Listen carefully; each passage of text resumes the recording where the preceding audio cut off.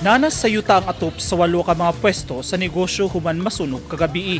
Sumala sa mga miresponding bumbero, dako na kaayo ang kalayo dihang miabot sila sa lugar.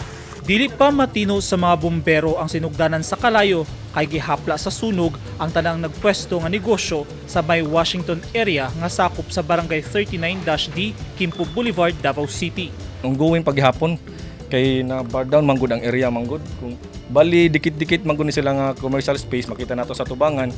So nagapokus ta ning tulo kining Big D ELCD na establishment electronic service o atong Yitcha sa kay yung mga murag extension maguni sa likod.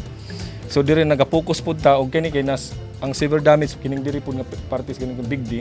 So apel po na siya ginambestigahan nato kung diri ba or kining diri nga duha pa nga kuan kining nabardang nga duha nga pisto. Gibana-bana ang 600,000 pesos ang danyo sa sunog nga nahitabo usa ka adlaw una matapos ang selebrasyon sa Fire Prevention Month. Namudako ang kalayo ug naabot na mga responders.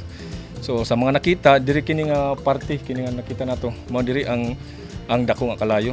Wala hinuoy na talang injury sa sunog.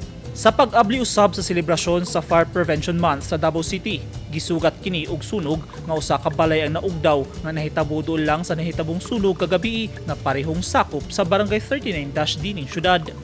Sa Zamboanga City, naugdaw sab sa sunog ang duha ka mga balay di nang usa niini gigamit isip motor shop sa Aurora Village, Barangay Giwan kagahapon sa hapon Marso 30. Sumala sa BFP, nagsugod ang kalayo sa garahe sa motor shop. Duha ka pamilya ang apektado sa sunog. Gimanduan na sab ni Mayor Beng Climaco ang mga concerned government authorities nga hatagan og hinabang ang mga nasunugan.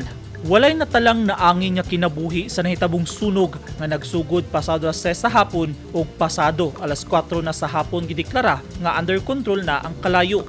Gibana-bana ang anaa sa 6.84 million pesos nga kantidad sa mga kabtangan ang nadanyos. Sa karon, padayon ang investigasyon sa BFP aron masuta ang sinugdanan sa kalayo. Subling pahimangno sa Bureau of Fire sa publiko, batasanon ang pagsusi sa plangka ug mga linya sa kuryente, likayan ang octopus connection ug palungon ang supply sa kuryente kung wala gigamit aron malikayan ang sunog.